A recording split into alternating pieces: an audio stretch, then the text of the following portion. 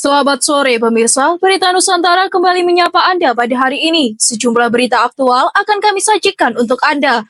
Bersama saya Devi Yulia, inilah Berita Nusantara selengkapnya.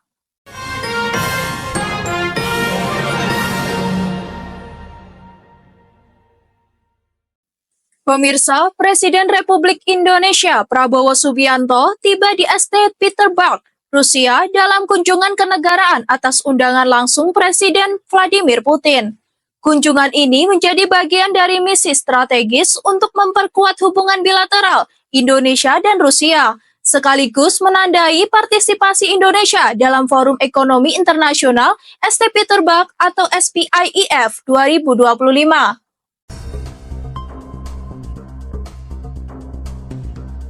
11:50 waktu setempat. Presiden Prabowo disambut secara resmi oleh Deputi Perdana Menteri Rusia Denis Manturov serta jajaran pejabat tinggi dari kedua negara. Upacara kehormatan berlangsung dengan penuh khidmat. Lagu kebangsaan Indonesia dan Rusia berkumandang di tengah barisan pasukan jajar kehormatan. Presiden Prabowo dan DPM Manturov melakukan inspeksi pasukan sebelum melanjutkan prosesi penyambutan.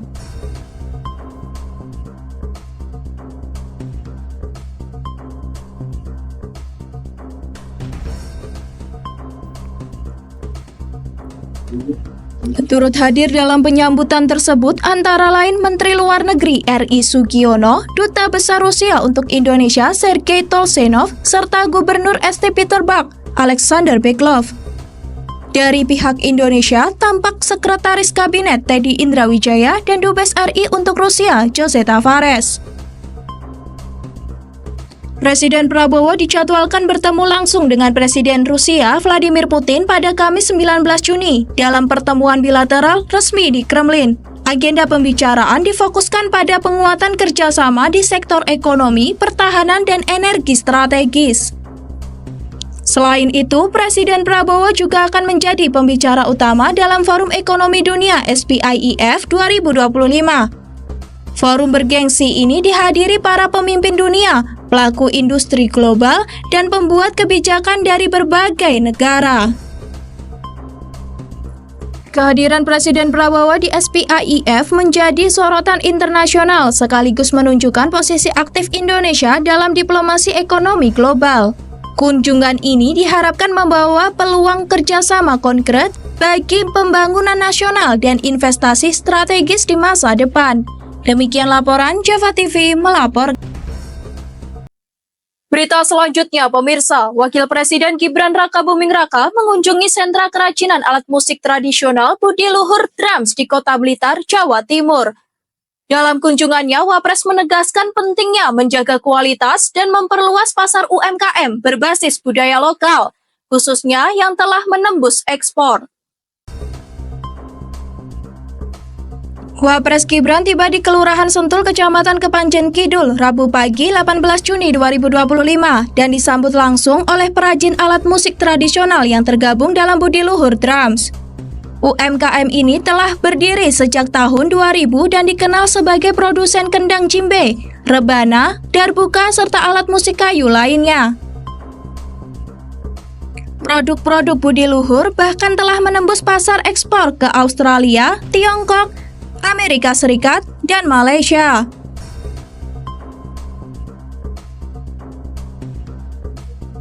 Dalam dialog bersama pemilik usaha Muhammad Yevi Firmansyah, Wapres Gibran mendorong pelaku UMKM untuk terus menjaga kualitas produksi agar tetap dipercaya pasar internasional. Tidak hanya memberi motivasi, Wapres juga menyerahkan bantuan berupa 1 unit mesin bor duduk dan 1 unit mesin gergaji untuk meningkatkan efisiensi produksi. Ia juga menyaksikan langsung proses pembuatan kendang, mulai dari pembubutan kayu hingga pengecatan. Wapres menilai pelestarian budaya lokal lewat industri kreatif seperti ini adalah bagian penting dalam pembangunan ekonomi rakyat.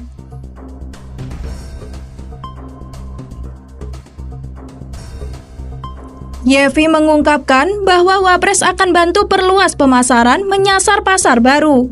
Kunjungan ke sentra kendang ini merupakan bagian dari agenda kerja Wapres Gibran di Kota Blitar. Sebelumnya, ia juga meninjau program pencegahan kematian ibu dan anak atau CKG di Puskesmas Sukorejo. Demikian laporan, Java TV melaporkan.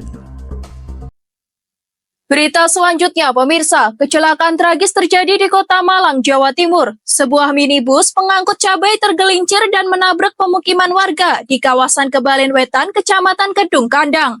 Seorang pejalan kaki dilaporkan meninggal dunia dalam insiden ini.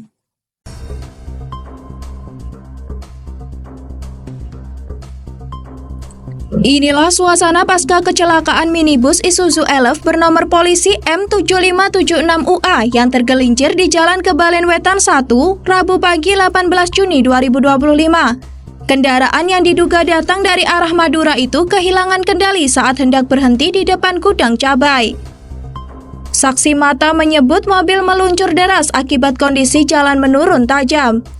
Mariati, seorang warga berusia 55 tahun yang tengah berjalan menuju gudang, menjadi korban setelah terpeleset dan terlindas kendaraan. Sopir sempat berusaha menghentikan laju kendaraan dengan membanting setir ke arah tembok rumah warga, namun upaya itu gagal.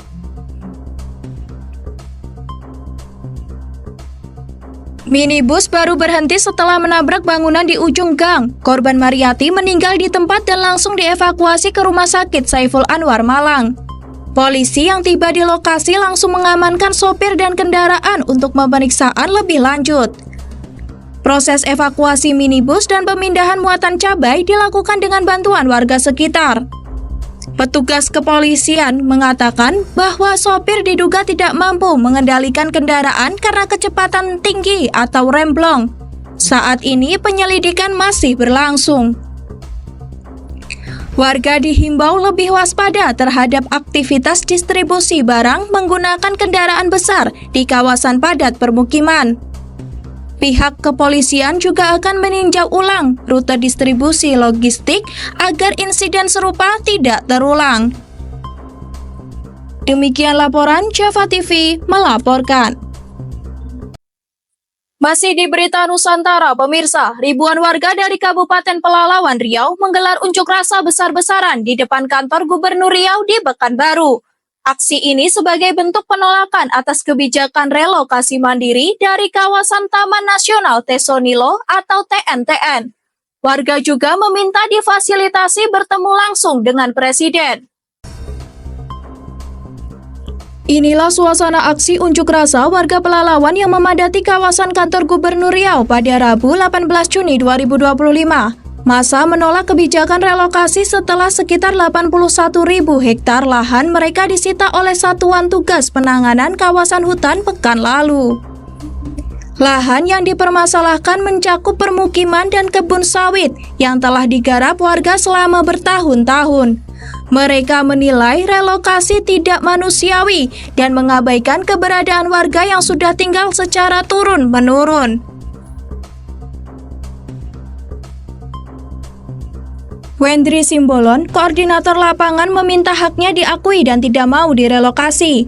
Aksi berlangsung tertib dengan pengamanan ketat dari kepolisian. Sejumlah perwakilan massa diterima dalam audiensi tertutup bersama Gubernur Riau, Kapolda, dan Bupati Pelalawan.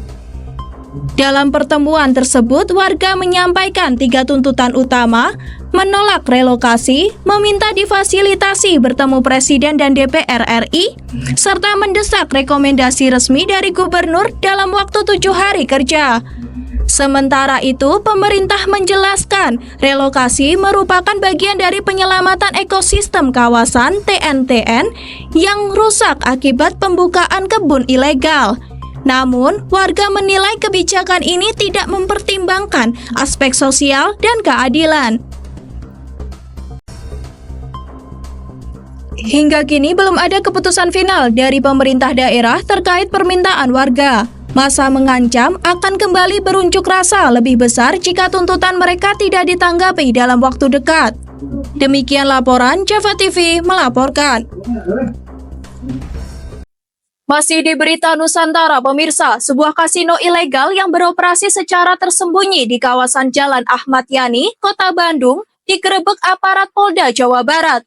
Dalam penggerebekan itu, 44 orang berhasil diamankan, termasuk pemilik dan pemain aktif.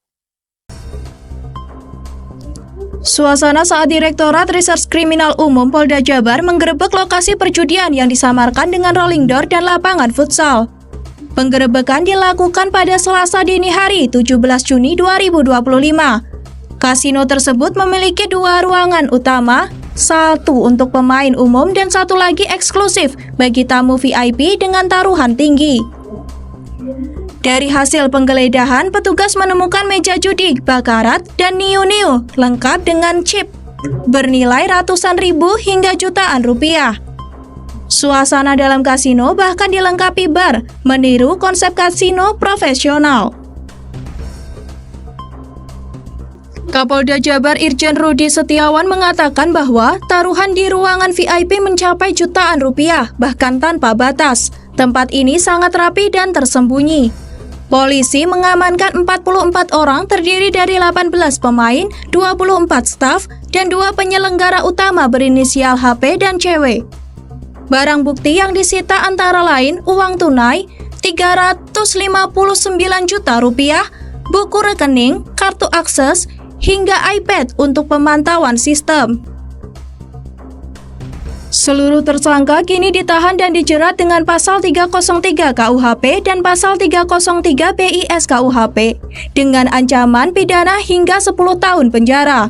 Polisi juga masih menyelidiki dugaan aliran dana dan kemungkinan praktik pencucian uang dalam operasional kasino ini. Penggerebekan ini menjadi pengingat akan bahaya perjudian terselubung yang kian marak di kawasan urban.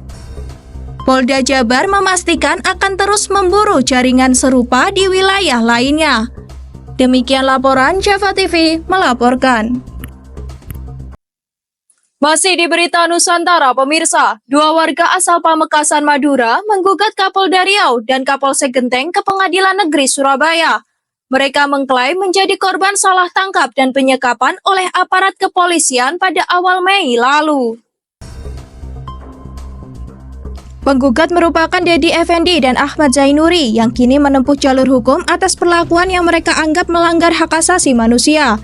Gugatan dilayangkan terhadap 9 pihak termasuk Kapolda Riau, Kapolsek Genteng, sejumlah anggota polisi, serta pihak manajemen sebuah hotel di Surabaya.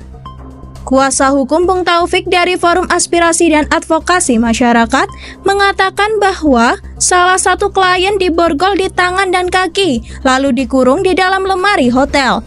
Penangkapan tersebut dilakukan tanpa surat resmi.